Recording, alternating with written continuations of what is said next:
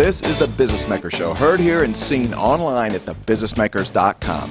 And it's guest time on the show. And for those of you watching at thebusinessmakers.com, obviously we're not in a studio this morning, and we're not in an office. We're at the headquarters of Venturetech, and I'm with the founder and CEO of Venturetech and the founder of America in Recovery, Larry Keast. Larry, welcome to the Business Maker Show. Thanks, Russ.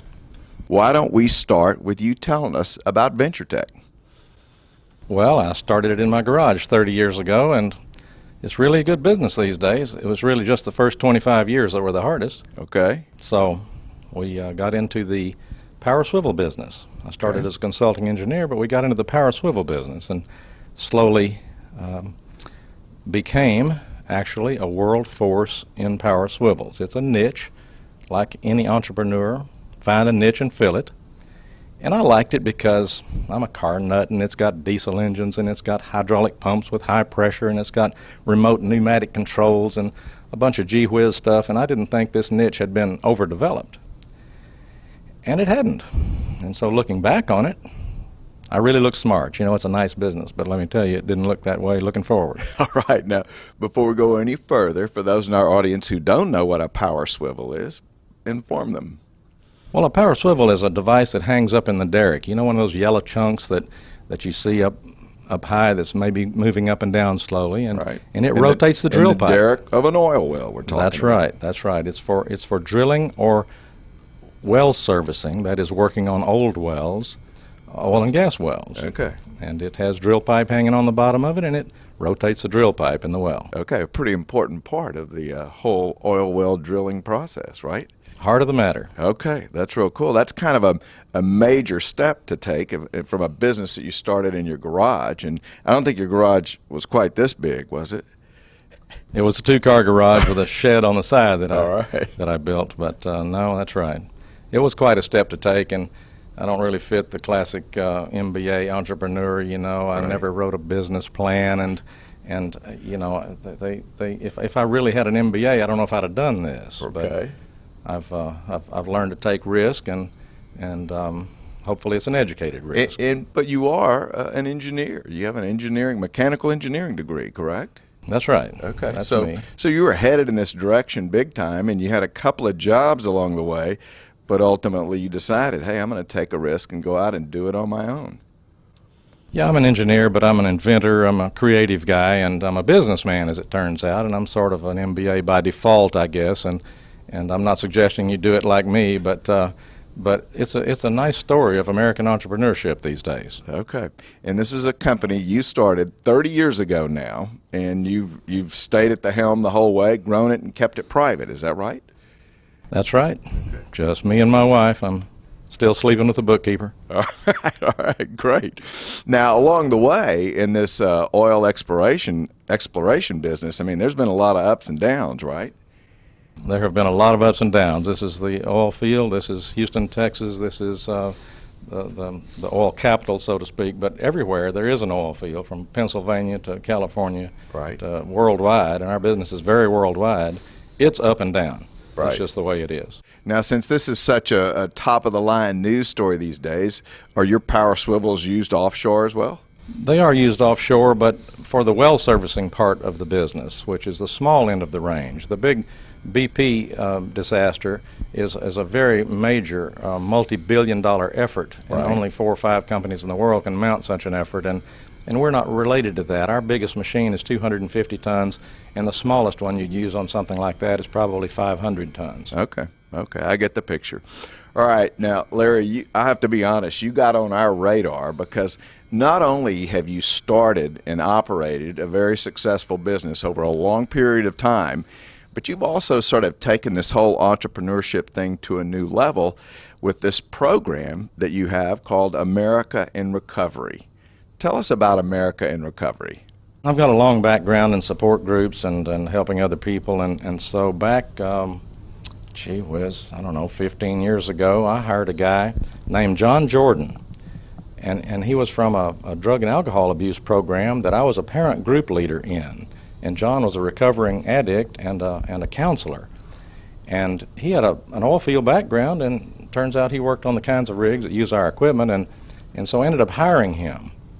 And he was a very effective leader in our shop for maybe, I don't know, 7 years, something like that. And it was his idea to start hiring kids from the program. These are under 18 years old who are just sort of ne'er-do-well kids. And the idea was put them out here and put them in the company of a real working man and show them what sweat is about, and maybe inspiring them the idea that a college education might be useful for them. And so that worked pretty well. And after a year or so, we started hiring machinists, mechanics. That's real cool. We love to hear stories like this where people use entrepreneurship way beyond just the success of creating jobs, but helping society. Now, it seems to sort of go against conventional wisdom, Larry, for you to be hiring people out of alcohol and drug rehabilitation programs. I mean, it seems like that might be a risk. That's true. It does go against conventional wisdom, and we hire people out of prisons, too, that are labeled as not hireable by the typical business in the country. Also, old folks. Maybe they're over 55, and, okay, they're not being discriminated against, but they can't find a job. Right. Our oldest employee is our lead CAD designer, and he's 81. Goodness gracious. So wait a minute. You've got older people, people that are coming out of prison, people with alcohol and addiction problems. Does that cover all of them? We actually also have a website that is for people that are our disabled people. Oh, okay. Handicapped. Wow. Now, I quickly must tell you that we have identified those as a group that needs support of small business offering jobs, but we don't have any experience with them. Okay. It started working out so well for us because turnover went down and productivity went up, and, gee, people liked working together more. And, you know, it wasn't always that I could even enjoy walking through my own shop. And still, I didn't really always feel comfortable walking in front of some of the people that we were hiring. Well, after we started doing this, it just changed in the next year or two.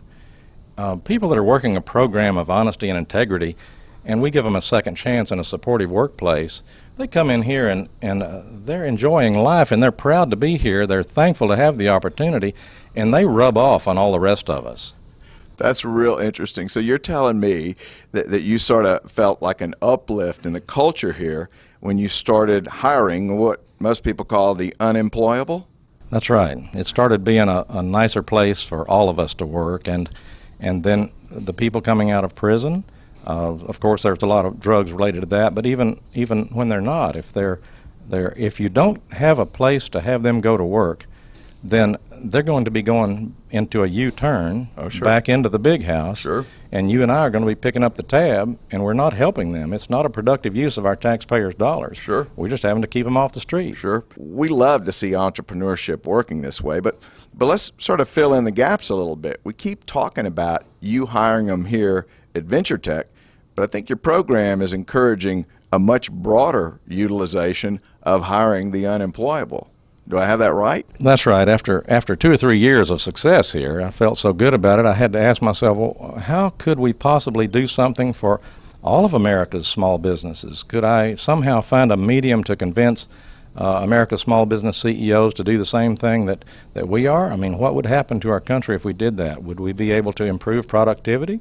Would we reduce turnover? Would we help small business with more profitability like it has to us? Nobody's stealing stuff anymore. We're cutting our costs. Things are just better. So I had the idea of starting a website. Okay. And that is americainrecovery.org. And it is the umbrella website that hosts 4 free hiring websites. All you have to do is click on americainrecovery.org, and it'll give you a place to click up any one of these 4 websites. If that's for your particular classification, your background, that rough background that you came from, then you can go there and you can create a free account. Now, a small business owner or his hiring authority anywhere in the country can also create a free account and log on and go shopping for an employee that he might want to give a second chance to. Wow. Let's imagine we have a small or medium-sized business owner that's tuned in and is hearing the story about America in recovery and thinking, boy, that is real cool. Let's be real clear. What do they need to do to start learning about and perhaps participating in a similar program?